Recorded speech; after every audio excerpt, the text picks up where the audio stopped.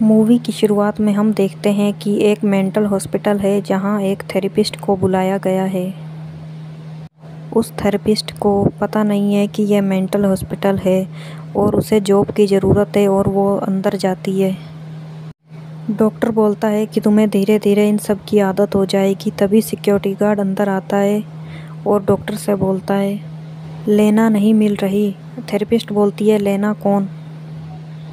Doctor therapist का हाथ पकड़ता है और उसे एक कमरे में बंद कर देता है और वो बोलता है, तब तक तुम इस कमरे में रहना जब तक हम उसे ढूंढ नहीं लेते। डॉक्टर उसे ढूंढने चला जाता है और जिस कमरे में थेरेपिस्ट होती है उसी कमरे में लेना बैठी होती है। तभी थेरेपिस्ट को डॉक्टर बताता है कि वो छोटी बच्ची नहीं है, उसकी एज 31 साल है और बौनेपन की वजह से वो बढ़ नहीं सकी है और वो एक साइको किलर है, वो लोगों को मारती रहती है और इसका इलाज तुम्हें करना है। और अगले सीन में हम देखते हैं कि वो अपने कमरे में होती है और वो सिक्योरिटी गार्ड को अपने कमरे में बुलाती है और बोलती है कि मुझे यह पहना दो। सिक्योरिटी गार्ड अंदर आता है और वो टेबल पे खड़ी होकर उसका मर्डर कर देती है और वहाँ से भागने लगती है। फिर हम थेरेपिस्ट को देखते हैं, वो अपनी गाड़ी को जैसे ही स्टार्ट करती है वो देखती है सामने लेना खड़ी होती है। फिर वो वापस अस्पताल में जाती है और उसे बताती है कि लेना भागने में कामयाब हो गई है और उसने सारी वायरल तोड़ दी है। तभी थेरेपिस्ट डॉक्टर से बोलकर चली जाती है कि मुझे ये जॉब नहीं चाहिए। जैसे ही थेरेपिस्ट घर पहुंचती है, पीछे की डिग्गी खुलती है और थेरेपिस्ट पीछे की डिग्गी बंद करते हुए अंदर की ओर जाने लगती है और वो देखती है कि सामने लेना खड़ी होती है। लेना उस पर हमला कर देती है और फिर लेना थेरेपिस्ट के घर के अंदर जाती है और उसके घर में काफ़ी लड़कियों की इंफॉर्मेशन होती है, जिसमें से एक लड़की मिसिंग होती है जिसका नाम एस्तर है। वो अमेरिका में रहती है और उसके मॉम डैड काफ़ी दिनों से उसे ढूंढ रहे हैं। फिर वो थेरेपिस्ट को मारकर वहाँ से चली जाती है और गार्डन में जाकर बैठ जाती है। तभी वहाँ सिक्योरिटी गार्ड आ जाता है और वो बोलता है कि तुम कौन हो? वो बोलती है, मेरा नाम एस्तर है और मेरे मॉम डैड अमेरिका में रहते हैं और मुझे किसी ने अगवा कर लिया था। तभी हमें एलिन और रूबी दिखाए जाते हैं जो एस्तर के मॉम डैड हैं। तभी वहाँ एक पुलिस वाला आता है और बोलता है, एस्तर मिल चुकी है। यह देखकर रूबी काफ़ी भावुक हो जाती है।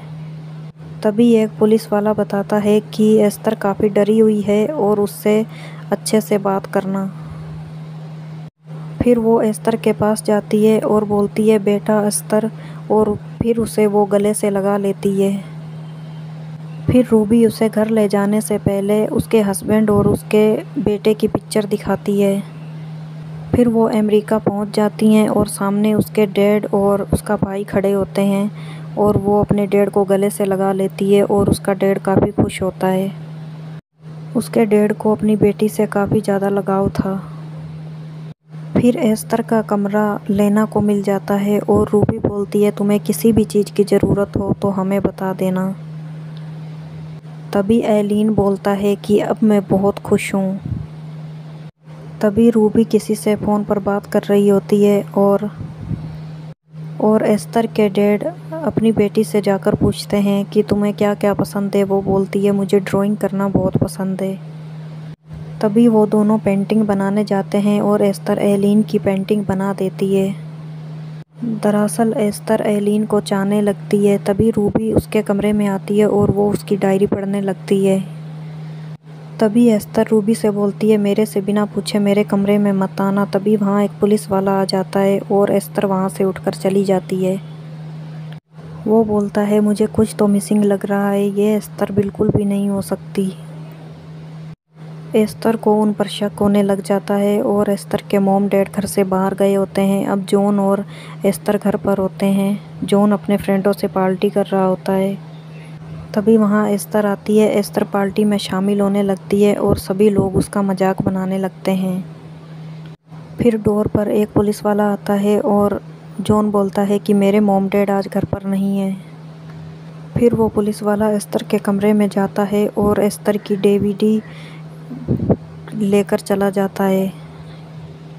जैसे ही लेना को पता चलता है वो अपने बाथरूम का शावर चालू कर उस पुलिस वाले के पीछे चली जाती है और तब तक उसके मॉम डैड भी घर पर आ जाते हैं और रूबी उसके कमरे में फिर से जाती है और फिर से डायरी खोलकर देखती है और उसे पता चलता है कि वो उससे हेट करती है।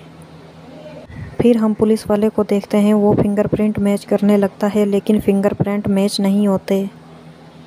फिर पुलिस वाला बोलता है कि तुम एस्तर नहीं हो तो कौन हो। पीछे से लेना हमला कर देती है और तभी वहाँ रूबी आ जाती है। रूबी उसे 2 गोलियाँ मारकर ख़त्म कर देती है। फिर वो लेना को अपने पास बिठाती है और उसे बताती है कि मेरे बेटे ने हमें ड्रॉप की हुई बेटी को मार दिया था।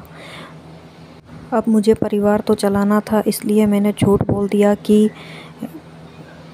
हमारी बेटी को किसी ने अगवा कर लिया है।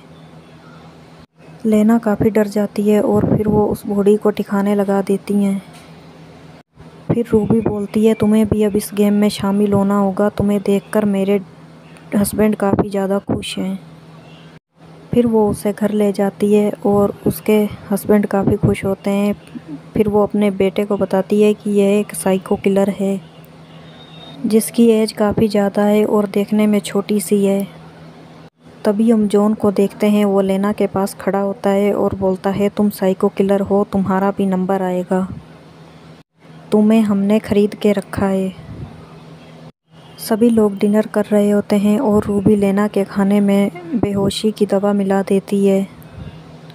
लेना का मूड काफ़ी ख़राब होता है और वो खाना नहीं खाती, पानी पीकर ही गुजारा कर लेती है। रूबी बोलती है खाना ले जाओ, कमरे में जाकर खा लेना। तभी एलिन वहाँ आता है और बोलता है तुम सैड हो। वो बोलती है मुझे मॉम का खाना बिल्कुल भी पसंद नहीं है। वो बोलता है तुम मेरे साथ पेंटिंग करने चलोगी। वो दोनों पेंटिंग करने जाते हैं और रूबी सब कुछ देख रही होती है। एस्तर एलिन की फ़ोटो अच्छे से बना देती है। फिर रूबी वहाँ आती है और बोलती है तुम्हारे आने से मेरे हस्बैंड काफ़ी अच्छे हो चुके हैं, इसके लिए तुम्हारा शुक्रिया, लेकिन वो तुम्हें कभी नहीं मिलेगा। वो जैसे ही नींद से उठती है वो देखती है कि जिस चूहे को उसने वो खाना खिलाया है वो चूहा मर चुका है। वो उस चूहे का एक शेक बनाकर रूबी को पिलाती है। रूबी जैसे ही उस शेक को जाकर बाहर फेंकती है उसमें से एक चूहा निकलता है। दरअसल आज लंच लेना ने ही बनाया है। तभी उसका डैड कहीं जाने वाला होता है और सभी लोग उसे छोड़ने के लिए वहाँ जाते हैं। तभी लेना देखती है कि वो माँ बेटे सामने खड़े हैं। वो उन्हें पीछे से पुश करती है ताकि वो ट्रेन के नीचे आकर मर जाएं, लेकिन एक आदमी आकर उन्हें वहाँ से बचा लेता है। फिर एलिन वहाँ से चला जाता है और फिर रूबी और जॉन लेना पर हमला करते हैं, लेकिन लेना वहाँ से अपनी जान बचाकर गाड़ी लेकर भाग जाती है। तभी वहाँ पुलिस वाली उसका पीछा करते हुए आती है और बोलती है तुम एस्तर हो। वो बोलती है हाँ। फिर वो रूबी को कॉल करती है और बोलती है कि तुम्हारी बेटी मिल चुकी है। फिर वो पुलिस वाली लेना को छोड़ने के लिए उसके घर पर आती है। फिर रूबी अपने बेटे से बोलती है आज इसका काम तमाम करना होगा। वो उस पर हमला करते हैं और वो भागकर ड्राइंग रूम में चली जाती है। जॉन उसे मारने के लिए ड्राइंग रूम में जाता है, लेकिन वो सामने से जॉन पर वार कर देती है और जॉन मर जाता है। फिर कुछ देर बाद रूबी भी उस कमरे में आ जाती है और रूबी अपने बेटे को देखकर काफ़ी ज़्यादा भावुक हो जाती है। फिर रूबी लेना को काफ़ी मारती है और लेना घायल हो जाती है। लेना जैसे ही किचन में जाती है, किचन में आग लग जाती है और धीरे धीरे वो आग पूरे घर में फैल जाती है और फिर लेना आग से बचकर छत पर चढ़ जाती है। कुछ देर बाद वहाँ रूबी भी आ जाती है और फिर एलिन भी वहाँ आ जाता है और लेना बोलती है डैड मुझे बचाओ और रूबी बोलती है तुम मुझे बचाओ। वो लेना का हाथ पकड़ता है और रूबी नीचे गिरकर मर जाती है और फिर वो लेना को ऊपर खींच लेता है। लेना काफ़ी ज़्यादा खुश होती है कि फाइनली मुझे वो मिल गया। तभी एलिन लेना के मुंह को थोड़ा सा दबाता है और उसके पुराने दांत बाहर निकल आते हैं और एलिन बोलता है ये क्या बकवास है। लेना बोलती है मैं तुम्हें सब समझा दूंगी, लेकिन तब तक लीन भी नीचे गिर जाता है और वो भी मर जाता है। पूरे घर में आग लग जाती है। तभी वहाँ पुलिस वाले आते हैं और बोलते हैं इसके सारे फैमिली मेम्बर मर चुके हैं और अब इसे कोई और ड्रॉप्ट करेगा। ये मूवी यहीं ख़त्म होती है।